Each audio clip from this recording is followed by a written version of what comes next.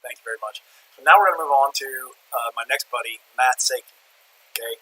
Now Matt is going to show some very cool stuff. Matt is a fitness trainer guy, kettlebell guy. He came to a seminar we did a few years back with Logan Christopher and Noah, and we did some really cool stuff. And actually met another guy who's going to perform today at that seminar, Gary Bader.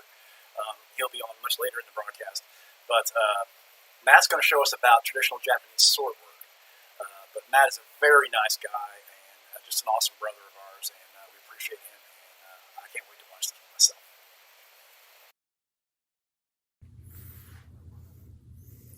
Hi, my name is Matt Seki, and today we're going to do a brief demonstration of muso, shinden, iaido. I've been studying for almost 16 years now. I'm very honored to be asked by Bud to do this demonstration and to be in the presence of all these great presenters. Bud's a great guy, I know him for a long time, and Noah's an incredible kid. He was super boy last I saw him.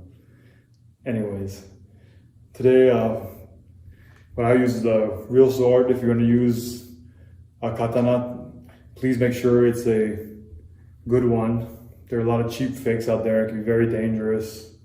One thing you check if you are going to use one is to check the pin, the bamboo pin, the mekugi. If there's a crack or anything in it, or if it's not there, you should definitely not be using that sword. Probably for most people, if you want to learn how to handle a Japanese sword, it's best to start with the bokken, wooden sword. Please make sure you have clear surroundings and no one in front of you. There have been cases of handles snapping off and blades flying and impaling people, so that would be bad. First, most importantly, we're going to bow in.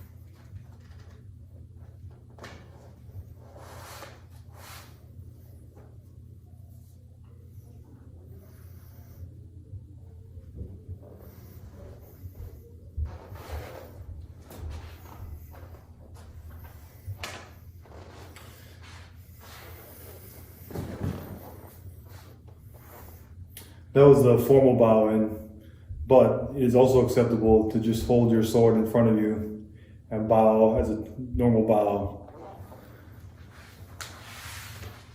Like this. Blade facing towards you.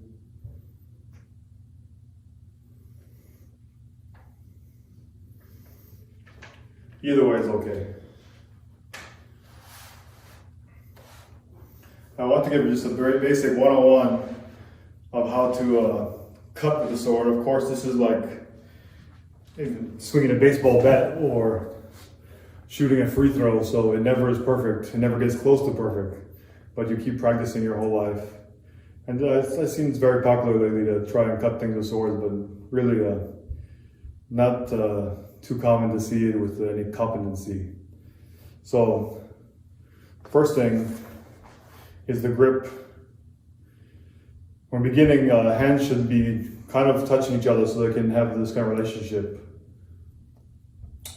And the funny thing is the grip, your hands are actually over the top of the blade. So not on the side, but it has to be firmly, so the bone of your hand is in line with the blade. Left hand on the bottom, right hand on top.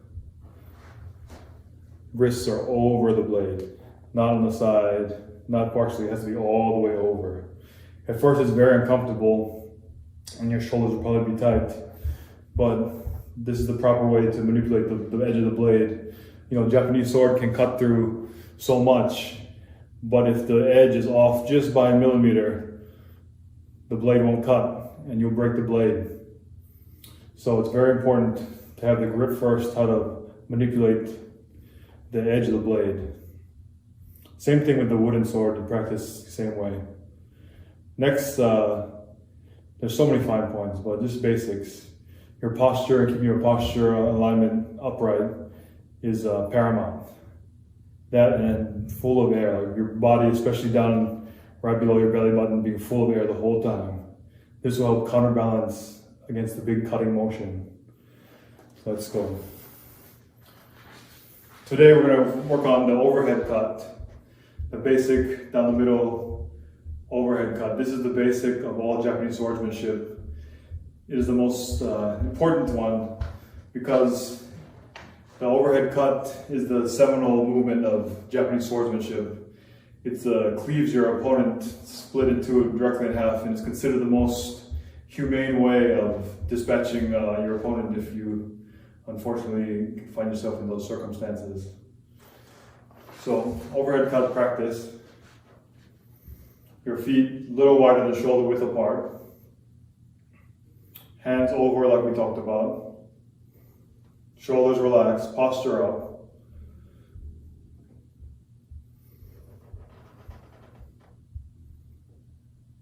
Your whole body moves as one unit. As I raise the blade up with my left hand, my hips come up. As I pull out with my left hand, my hips go down. Good. The left hand does everything in Japanese swordsmanship. The left hand is going to do almost all the work, 75% of the work. The other right hand just guiding the blade and the edge. So it comes up.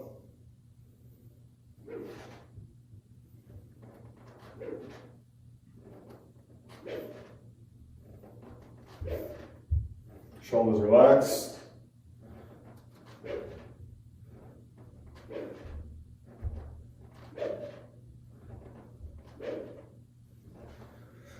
You also notice that your elbows don't flare out. Your hands are pretty narrow the whole time.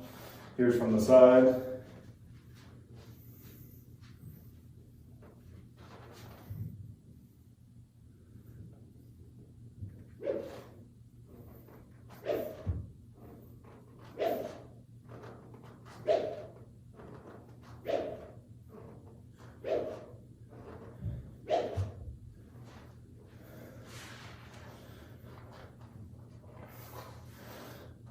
So it seems simple, but it's actually a very complicated movement. The left hand does all the work. The left hand comes up, the elbow bends, you end when the base of your thumb gets to the top of your forehead. And then from here you kind of reverse the motion by throwing the left hand out.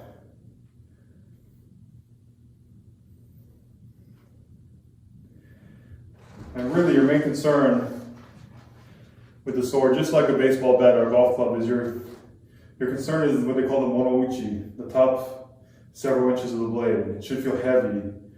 And it's as if it's a pen, and you're drawing a big circle with the pen. So it comes up, big circle, and you're pulling out, drawing a big circle. You also notice it stops on a dime at approximately this distance. You're cutting down all the way to the navel in this cut. And the left hand does all the work. It's a very strange feeling. The left hand does everything. It pulls out, draws a big circle. Okay. So that's just a brief introduction into how to cut with a Japanese sword. I'll do a couple techniques to see how it looks in action.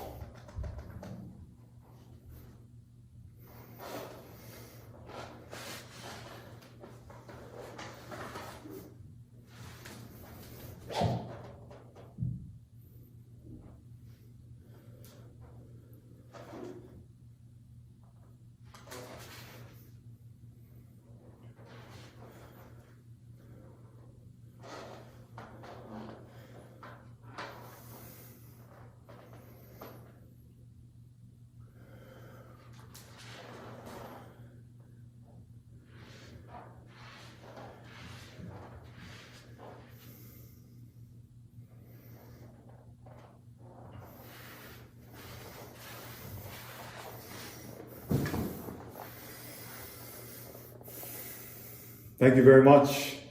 I hope you enjoyed it. Thank you, Bud, for giving me this opportunity. Hope you enjoyed the whole day of the telethon.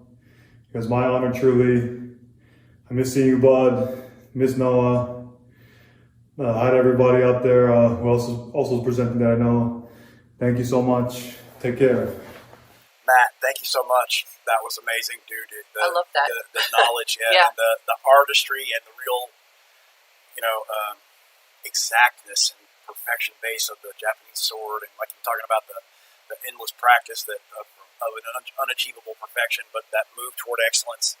That's just phenomenal, and that's what we're looking for today, man. People pursuing excellence and doing cool stuff, and a wide variety. I mean, we had Beethoven on the piano, and now we've had Japanese sword, and listen, whatever we're going to do. You don't even know what I'm going to do. I don't even know what I'm going to do when this is done. This could be, who knows? It could be. Not worried. There's a lot of time left. There's